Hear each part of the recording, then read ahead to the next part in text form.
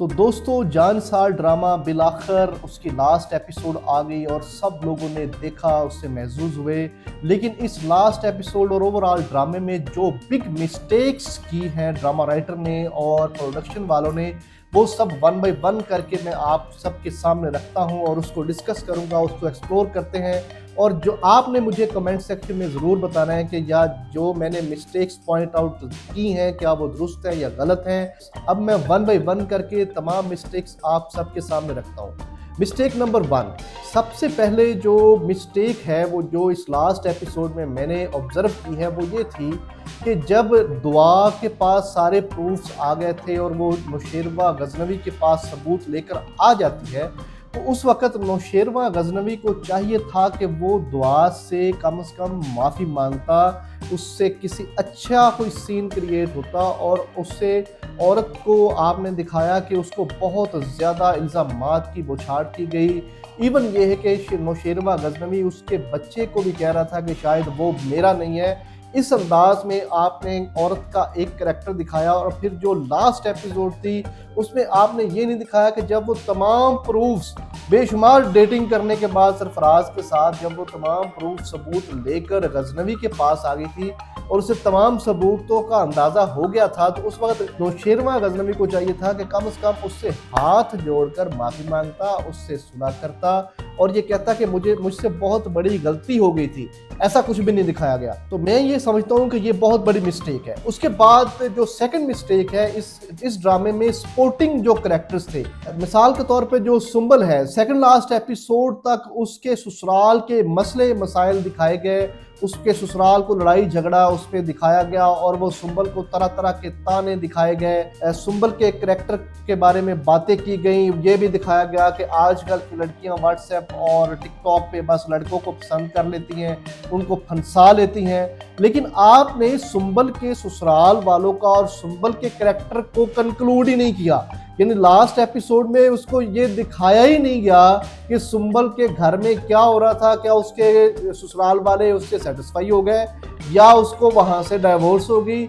आपने उस चीज को कंक्लूड ही नहीं किया। सुंबल की स्टोरी आपने अधूरी छोड़ दी, यानी जहां पर थी वो सुंबल वहीं के वहीं अटकी रह गई, उसको आपने कंक्लूड नहीं किया।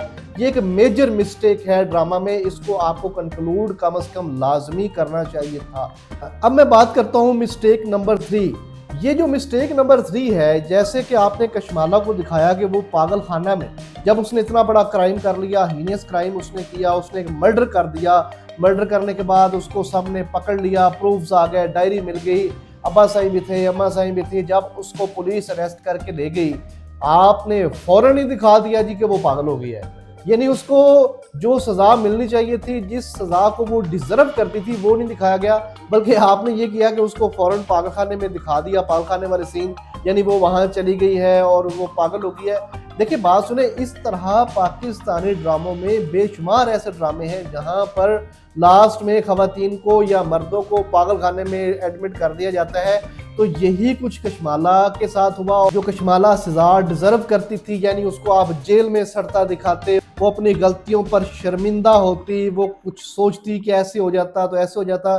जिस तरह से आपने उसको बहुत बड़े तरीके से उसको सारे ड्रामे के अंदर पूरा ड्रामा उसके इर्द गिर्द घूमता रहा, लेकिन अब ये हुआ है उसको पागल खाने में दिखा दिया। लोगों के ज़हनों में एक जो उसके खिलाफ गुस्सा भरा हुआ था वो सिंपैथी में बदल गया है, यानी लोगों का हमदर्दाना रवैया शुरू हो गया है। वो बहुत ज़्यादा मोहब्बत करती थी नौशेरवा गजनवी के साथ और मोहब्बत के चक्कर में आकर उसने इतने स्टेप्स उठाए और अब वो पागल खाने पहुंच गई है उसकी मोहब्बत में मुब्तला होकर।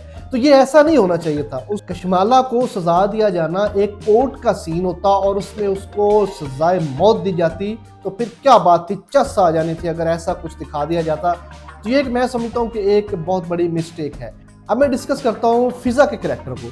फिजा का करैक्टर आपने बड़ा अजीबोगरीब किस्म का उसको एंडिंग की तरफ ले गया, यानी फिजा को डिवोर्स बाय चांस हो गई है, उसकी पहली शादी दुरुस्त नहीं हुई, उसके लिए आपने एक बूढ़ा ओल्ड मैन सेलेक्ट कर लिया जिसको प्रिंसिपल बना के दिखा दिया है। उसको चाहिए था कोई यंग मैन, वो डिजर्व करती थी। इतना बुरा सलूक आपने फिजा के करैक्टर के साथ किया है कि अगर किसी की डिवोर्स हो ही जाती है तो फिर वो क्या कंप्रोमाइज़ कर ले, यानी कोई बच्चों वाला बूढ़ा शख्स भी उसको शादी के लिए कह दे तो वो रजामंदगी जाहिर कर दे।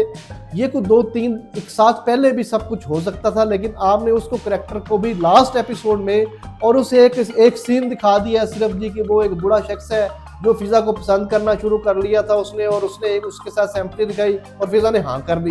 भाई ऐसे नहीं होता, फिजा के करैक्टर को आप मुकम्मल डिस्क्राइब करते, उसको भी एक अच्छे तरीके से उसका कंक्लूड करते। देखिए ड्रामे का मकसद होता है, पूरी एक ऑडियंस उस ड्रामे को देख रही होती है। आपने फिजा के करैक्टर को उन खवातीन का नुमाइंदा करैक्टर बनाया है जिनके साथ मुआशरे में ज्यादती होती है, जिनको डाइवोर्स हो जाती है, जब बाद में वो शादी करना चाहे तो आपने बिल्कुल मिसमैच कर दिया है। यानी आपने ये पैगाम दिया है कि अगर किसी औरत को डाइवोर्स खुदा ना खास्ता हो भी जाती है तो फिर वो कंप्रोमाइज कर ले, जैसा भी मिले वो शादी कर ले। ऐसा आपने फिजा के कैरेक्टर के साथ करके दिखाया, तो ये मेरा ख्याल है बहुत बड़ी ज्यादती की है, ये बहुत बड़ी मिस्टेक है। नेक्स्ट मिस्टेक जो इस ड्रामे में मैंने ऑब्जर्व की है वो ये है कि आपने एक फ्लैट स्टोरी दिखाई है। जब लास्ट एपिसोड आई है उसमें आपने एक ही सीन में सब कुछ कंक्लूड करके रख दिया। डायरी भी आ गई, एक करेक्टर पीना वाला भी आ गया, फिर उसके बाद जाफर भी उसको सपोर्ट कर रहा था दुआ को। तो ये सारी चीज़ें 3, 4, 5 एक साथ पहले भी आहिस्ता आहिस्ता करके एक्सपोज हो सकती थी।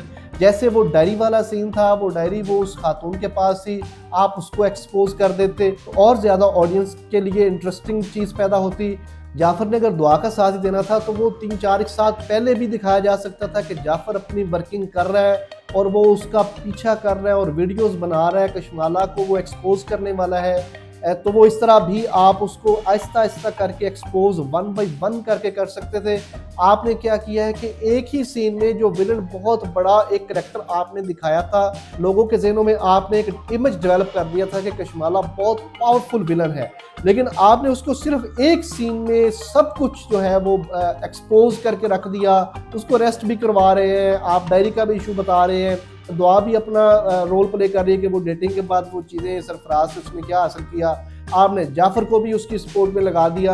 अगर ये आप 1 बाय 1 करके सब कुछ एक्सपोज करते तो मेरा ख्याल है ऑडियंस के लिए बहुत ज़्यादा एक इंटरेस्टिंग चीज़ थी। एक ही सीन में सब कुछ उसको कंक्लूड करने की कोशिश की है, जो कि मेरा ख्याल है कि बहुत बड़ी मिस्टेक है। लास्ट जो मिस्टेक मैं समझता हूँ कि इस ड्रामे में की गई है वो ये है कि जो फराज जब माफ़ी मांगने के लिए फिजा और उसके घर वालों के पास जाता है तो उस वक्त वो माफ़ी तो मांग रहा है लेकिन वो गिड़गिड़ा कर रोया नहीं, उसने कोई इस तरह से माफ़ी नहीं मांगी, उसके करैक्टर से माफ़ी मांगना नजर ही नहीं आ रहा था। ऐसे दिखाई देता था जैसे उसको कोई ज़बरदस्ती वो अकड़ू ही नजर आ रहा है, ज़बरदस्ती पकड़ के लेके आए हैं और उसको माफ़ी मांगानी शुरू कर दी है।